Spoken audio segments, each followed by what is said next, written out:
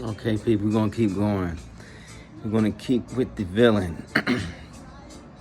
Confidence builds and doubt dies when your heart is aligned with your feelings, thoughts, words, and actions. So your confidence is aligned with your feelings, thoughts, words, and actions, okay? Smile more and live longer. It's not that serious. You are a bright light. Wake up, bro. B.R.O, brightly radiating one. That's what you are. Don't let anything dim it. Shine your light. That conscious light within is who you really are. Remember that. Words are powerful because the context and meaning we give them. Appearances are important when you have certainty and confidence. Your shoulders are more erect, back is straight, eyebrows up, and you show up with a big smile. Instead of saying, I'm so busy or I'm overwhelmed, say, I'm blessed with opportunity. Don't think or even say any negative words or statements. Okay? He goes in. This is all him. And once again, this is some good stuff because it's a mindset. You have to stay positive. Who is in your inner circle? He asked that question. And I'm going to ask you the same question. Who is in your inner circle? With whom do you surround yourself? With is who you become. If you hang with 9 broke friends, you're bound to be the 10th one. Thank you to Big Papa. Biggie Smalls said that years ago. All right, let's get back to the book. There are 2 types of people, according to Dan. Battery chargers and battery drainers.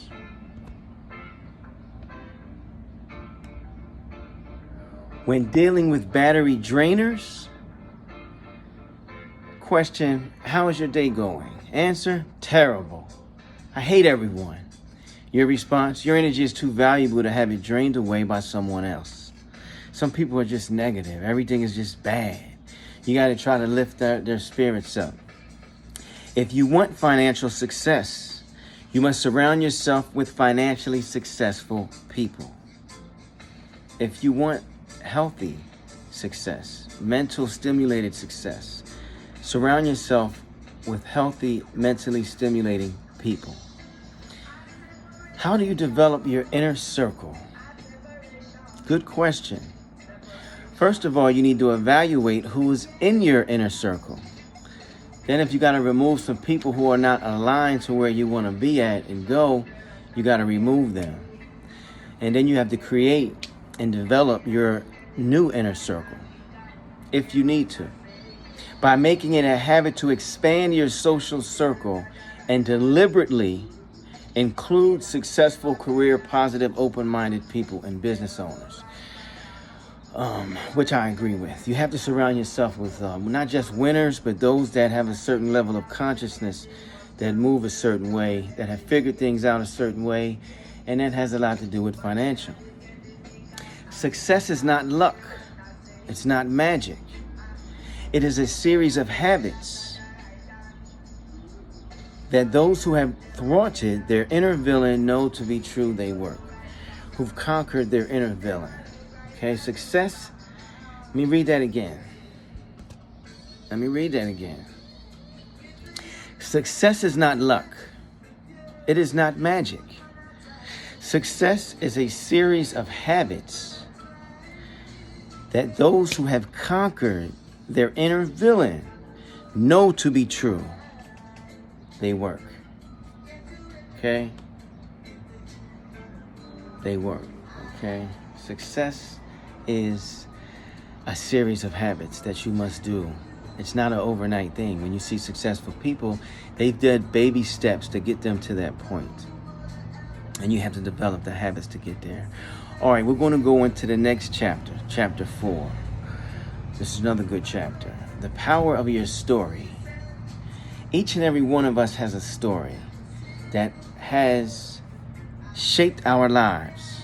At its core, your story is where you live, emotionally, mentally, and physically. We project our emotions, our thoughts, and our story into everything that we do. Tony Robbins talks about this a lot too, and I agree with this as well. People keep telling themselves the same story and it keeps them back. There's a story you must stop telling yourself, or a story you must adjust because it is preventing you from leading an optimal life in areas that matter to you most. Change your story and you change your life.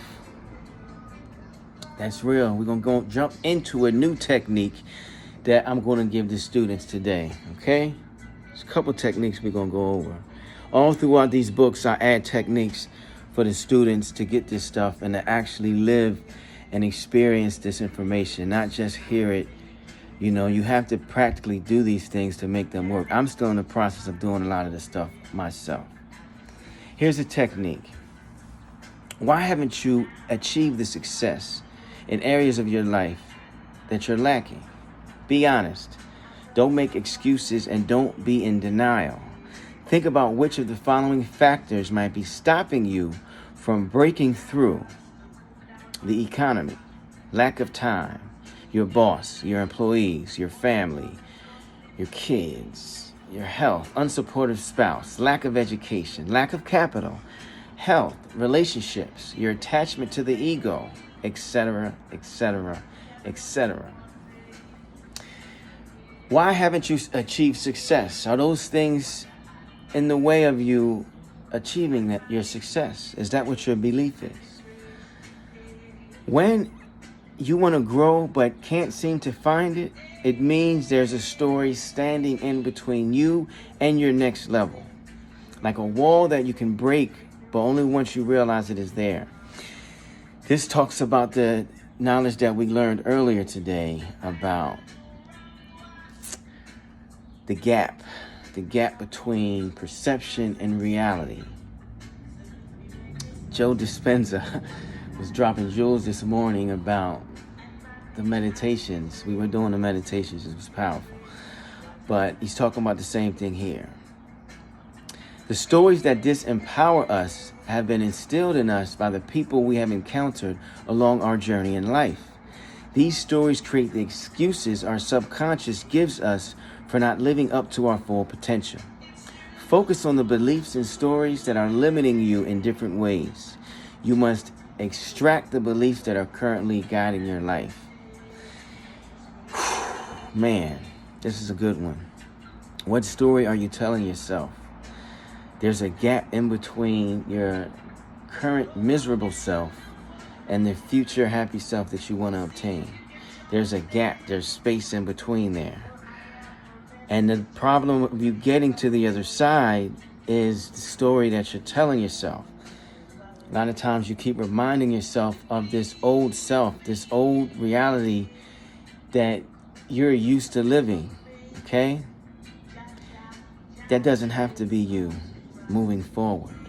This is what we're talking about, changing your life, doing those things, creating new habits towards the destination that you want to go and become. It's a journey. And what's happening right now is that you're being pushed and pulled aimlessly from reactions all day, from the ego, and then from things that you think you have control over, but you don't have any control over because you're just waking up and going to sleep, reacting all day, and you don't get anywhere. The next day, you're upset because you're not any further along where you want to go and become. So you have to take these steps and you have to create these habits to get you through to the other side, okay? I'm going to give you another technique. All right, before we move on to this technique, that you got to dig deep and pull out the guiding light from each experience and each story. Let me say this real clear. There is value to all of this. It's just we hold on to the things that are not valuable. So just find those valuable tools that you learn throughout your life, throughout your experiences. These stories that you tell yourselves, take the golden nuggets of value and leave everything else behind, okay? This is another technique.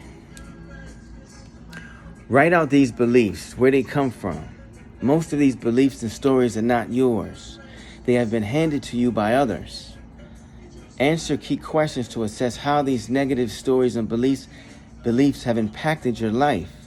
Look to the future and think about what these stories will continue to cost you if you don't change them. To get rid of your old stories for good, find proof that it is false. Man, that's a strong technique. Where do these beliefs come from? Write them down, man. And I just did this technique. You got to constantly do this over and over again. I did this technique again.